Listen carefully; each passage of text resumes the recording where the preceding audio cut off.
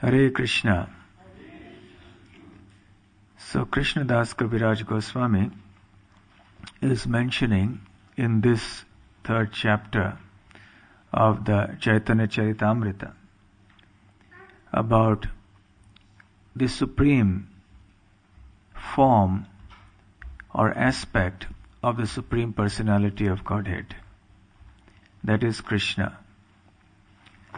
And his abode is Goloka or Vrindavan. Aradhyo Bhagavan Vrajesh Tanayas Tadham Vrindavanam. So it has been explained that for us as devotees of Krishna, the most worshipable form of the Lord is he who is the son of Vrajendra Nandan. Vrajendra refers to the king of Vraja, who is Nanda Maharaj. So Krishna as Nanda Nandan or Vrajendra Nandan or Yashoda Nandan is our worshipable Lord. Vrajesh Tanayas. Tanaya means the son. Vrajesh also means the king of Vraja. And just in order to clarify things further, he says Tadham Vrindavanam, that this Krishna's abode is Vrindavan, not any other place. So the original Supreme Personality of Godhead lives eternally in Vrindavan. We don't get much information about Vrindavan in the Bhagavad Gita. We get just a preliminary hint of the spiritual world in a few verses in the Bhagavad Gita. However, in the Srimad Bhagavatam we get much more information about the spiritual world. But even then, that information is limited to the Vaikuntha world. But it is only in Brahma Samhita and some scriptures like this that we get a deeper understanding of the Goloka Vrindavan planet in particular. So Brahma in his heart has experienced and understood what Goloka Vrindavan is. That realization has been given to him by the mercy of Lord Krishna, Vrajendra Nandan. So therefore, Brahmaji says, Golokanamni nijadhamni talecha tasya Devi Mahesha Haridhama Suteshu Teshu Tete Prabhava Nichaya Vihitascha Yena Govindamadi Purusham Tamaham Bhajami. He is describing various graded realms of existence. He starts by talking about Devi Dham. Devi here refers to Durga, Durga Devi. So the material world in which we are all living is called Devi Dham. So it is definitely also a part of the kingdom of God, because there is nothing that is outside of the kingdom of God. Inasmuch as the prison house is also part of the country. There are so many prisons in England, right? But they are all considered part of England. But a separate set of laws apply in the prisons. So like that, the material world is like a prison house for conditioned souls who are rebellious to the will of Lord Krishna. So, even though separate laws apply here, still it is part of the Lord's creation. So it's part of the Lord's kingdom. So it is called Devi Dham. It is also a Dham, it's an abode. The Lord is residing here as the Paramatma, the Super Soul, as the Vishnus, the three Vishnus. But higher than the Devi Dham, Brahma says, is Mahesh Dham. Mahesh refers to Lord Shiva. So Shiva Loka is beyond this material world. And then higher than Mahesh Dham is Hari Dham. The word Hari refers to Lord Narayan. So this, in other words, talks about the Vaikuntha planets in the spiritual world. there are innumerable spiritual planets, infinite in number. And on each of these planets, the Supreme Lord is present in his four-armed form, endowed with all opulences. And he is accompanied also by infinite, pure, loving devotees who worship him in a mood of awe and reverence.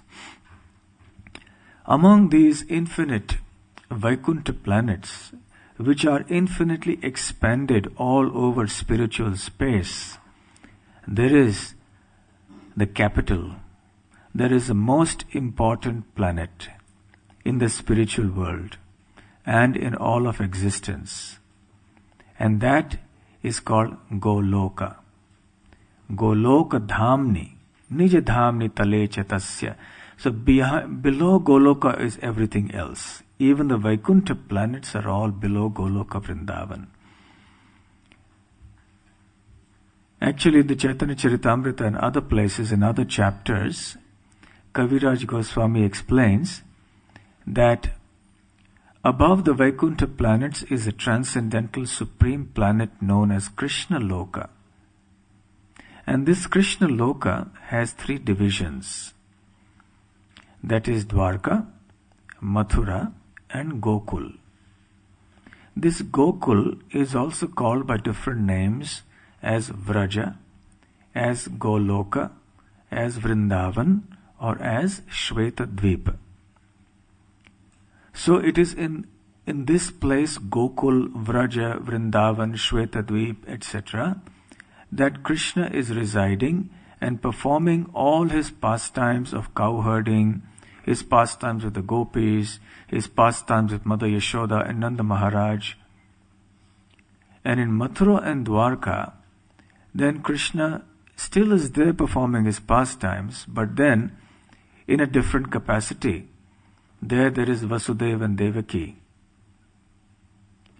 So in all these three places, which are all part of Krishna Loka, Mathura, Dwarka and Vrindavan, this is the abode of the two-armed Krishna, the two-armed form of the Supreme Lord.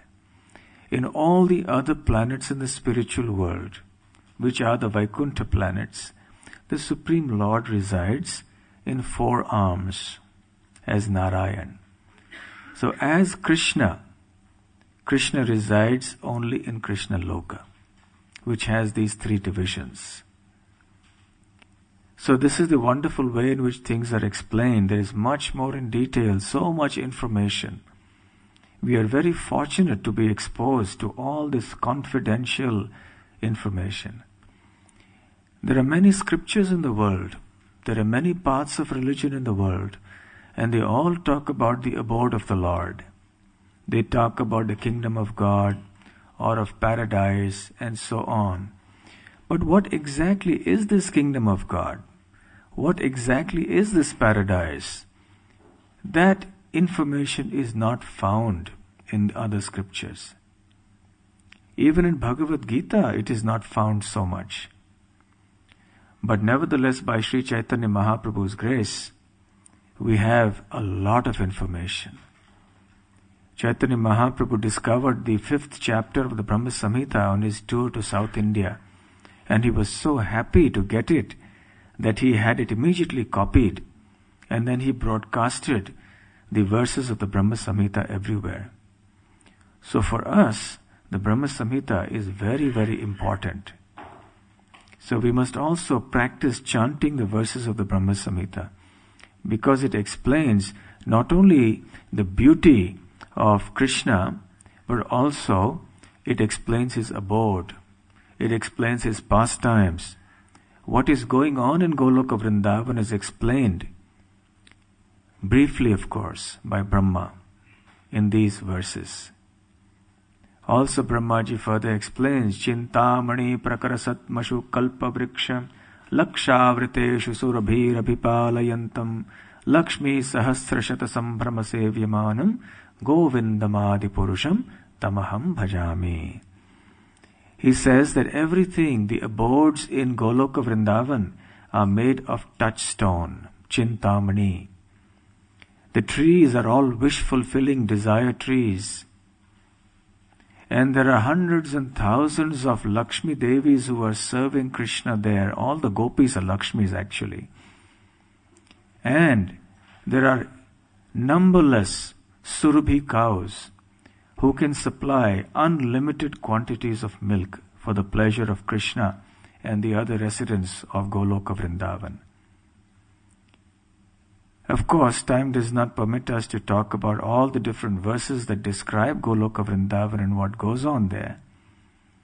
But briefly, there in Goloka Vrindavan, water is nectar. Every step is a dance. Every word is a song. Time is present there in its eternal form, and there is no passing away. There is no past, present and future. The deteriorating aspect of time doesn't exist in Goloka Vrindavan. There everything is very blissfully manifest. Bhaje Shweta Dvipam Tamaham Iha Golokam Itiyam Vidantaste Santakshiti Viralachara Katipaye. Brahmaji says, I worship that Lord, that abode Shweta Dvipa, which is also known as Goloka. And this Goloka is known only by a very few self-realized souls in this world. So all of you know about Goloka. So you're all self-realized souls. Because you're very few, rare. Brahma says, even great exalted mystic yogis and karmis and jnanis, they don't know about Goloka. But you all know about Goloka. You know there is a Goloka Vrindavan planet, and Shyam Sundar Govinda, Gokulananda, Krishna is residing there. So this is very rare knowledge. It's not known to most people in this universe, what to speak about this earth planet. So Krishna resides there, eternally performing these pastimes. And when he descends to this material world, then a plenary portion of that Krishna Loka is manifested here in this material world. And then Krishna performs his pastimes in the same places by the same name. So that same Goloka Vrindavan manifests here. That same Mathura manifests here in the material world. Similarly, the same Dwarka also comes here to this material world. So these names are the names of the original abodes in the spiritual world. And Srila Prabhupada explains in his purports in other parts of the Chaitanya Charitamrita that these abodes that are manifest within this material world are facsimile representations of the original abode. You know the word facsimile, right? Popularly called fax. When you fax a paper to somebody, and when you receive a fax copy of something, it's like the original but not quite. Right? So for example, when I was applying for the visa, they don't want a fax copy, they want the original copy. So the fax is like the original but not quite, there is a difference. But here, the Goloka Vrindavan planet or Mathura or Dwarka that is manifest within the material world, Srila Prabhupada explains and cautions us, is identical with the abodes in the spiritual world. We shouldn't distinguish that this Vrindavan here is material and that is spiritual. No, it is exactly identical. And the pastimes of the Lord that go on here are also transcendental completely. It's the same Krishna who manifests, the same Vrindavan that manifests. But nevertheless, in the purport here, Prabhupada explains there is something called Aprakat Lila and Prakat Lila, unmanifest pastimes and manifest pastimes. So very nicely, eloquently, Prabhupada has explained briefly here what this means. When something is manifest to our eyes, when something can be seen by our ordinary material eyes, it is said to be manifest. When the pastimes of the Lord are not manifest to the eyes of conditioned souls, it is said to be unmanifest or aprakat. The word prakat means manifest.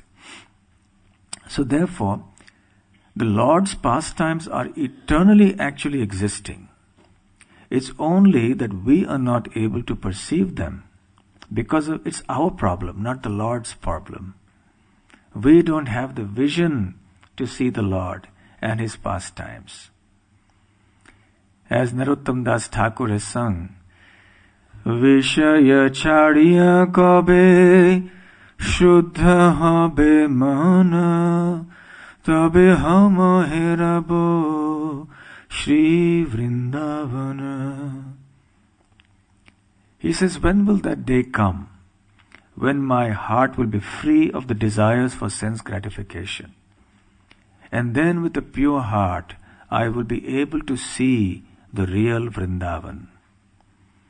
When we go to Vrindavan, near Delhi, in India, apparently, then we see something quite different from what we hear. Where are the touchstones? Where are the desire trees? Where are the Surabhi cows who give unlimited quantities of milk? And where are the gopis? We don't appear to see all these things, and we think, oh, there's something wrong here. Can it be the real Vrindavan? But Vrindavan is covered from our vision. It's only those who are completely saturated with pure love for Krishna that the real Vrindavan becomes manifest. So Krishna's pastimes are even now, Prabhupada explains, going on even in this Vrindavan. But we cannot see them because we do not have that vision. So the pastimes, therefore, are not manifest to us. It's called aprakat. But when Krishna appeared here 5,000 years ago, He performed His pastimes that were visible to everyone. What to speak of ordinary conditioned souls? Even demons like Duryodhan, Shalva, etc., they also saw Krishna. They also saw Him dealing with His different devotees in loving ways. So 5,000 years ago, Krishna performed His manifest pastimes, or prakat lila, and then He departed back to the spiritual world. And His pastimes remained here, but in unmanifest form. And those who have that vision, that pure heart, they can actually understand and see these wonderful pastimes going on. Even though the pastimes that go on here in Vrindavan and there in Goloka Vrindavan in the spiritual world, even though they are identical, still we can distinguish them in certain ways. For example, in the spiritual world, there is no touch of the material energy. But here, when that Goloka Vrindavan is manifest, it has a touch, so to speak, with the material world. But even though there is a touch with the material world, the Goloka Vrindavan that is manifest here is not contaminated by matter. So in the pastimes that go on here in the material world, when Goloka Vrindavan manifests, it is a mix, so to speak, but not in the mix of the ordinary sense of the word. Here in Goloka Vrindavan, the same cow-herding pastimes go on, the same Rasa-lila goes on, the same loving exchanges with Nanda Maharaj and Mother Yashoda goes on, as it does there in the Paravyoma Vrindavan. This is called Bhauma Vrindavan, because it manifests on Bhumi or earth, and that is Paravyoma Vrindavan, Vrindavan in the spiritual sky. So those eternal pastimes are also going on here in this Bhauma Vrindavan planet. But it is manifest only for certain periods of time. For example, Krishna performs his cow-herding pastimes only so long as he is in Vrindavan. But in Mathura or in Dwarka, Krishna doesn't graze the cows. He doesn't perform Rasa-lila in Mathura or in Dwarka. That he does only in the Vrindavan planet, in Goloka Vrindavan. So therefore we may think that these pastimes therefore are not eternal. but they are also eternal in a sense in the material creation, because when Krishna finishes one pastime here, in this universe, the same pastime continues in another universe in the material creation. When that pastime is over in that second universe, he goes on to the third.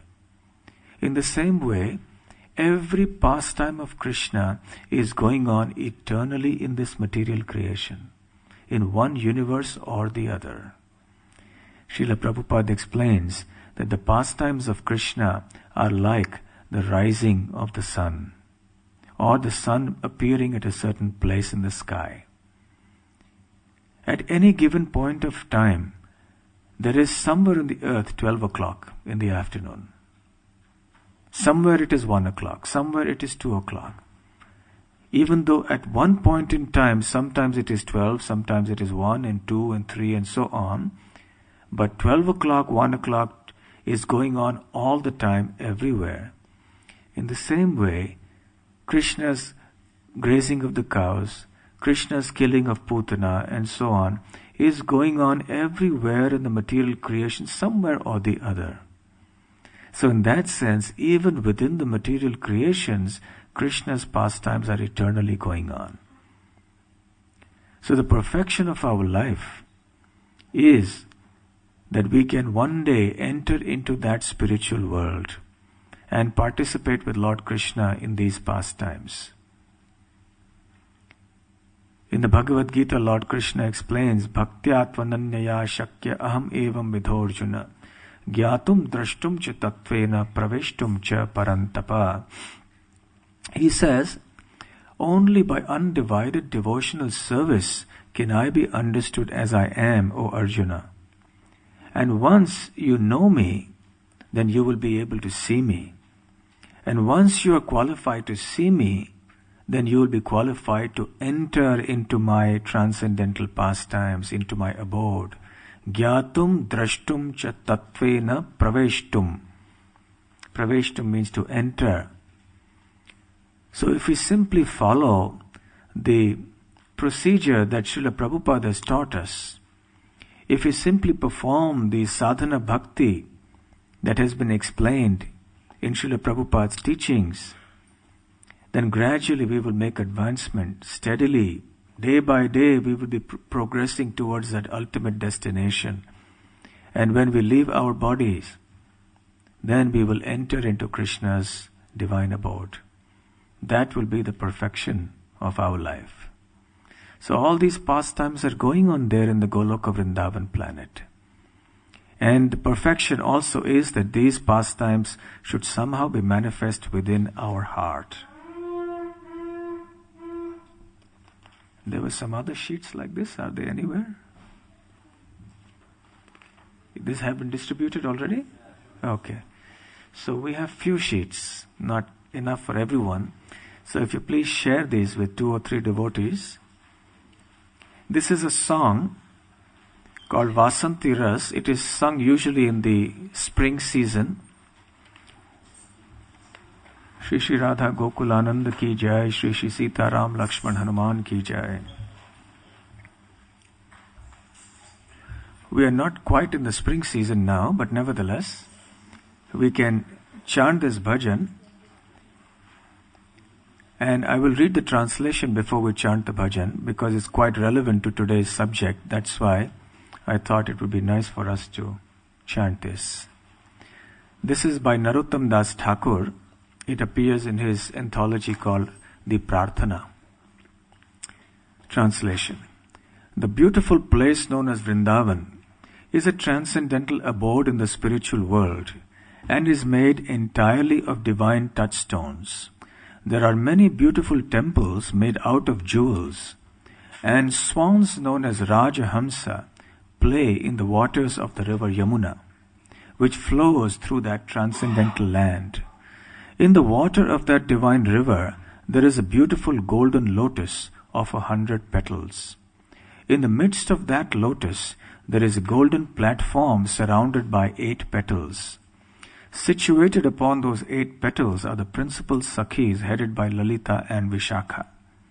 On that golden platform the divine couples sit upon a jeweled throne. In the company of Lord Shyam sits the beautiful Radhika. The beauty and sweetness of Sri Radha and Govinda's forms during their talks, which are filled with smiles and laughter, is emanating showers of nectar. Narottam Das Thakur says, "May these eternal pastimes, filled with transcendental joy, be ever manifest in my heart." So the last line is also very important for us. May these eternal pastimes, filled with transcendental joy, be ever manifest in my heart. In other words, what we are saying is, may these aprakat leelas become prakat leela for us. May these unmanifest pastimes become manifest to my heart, to my vision. So we'll chant this bhajan now.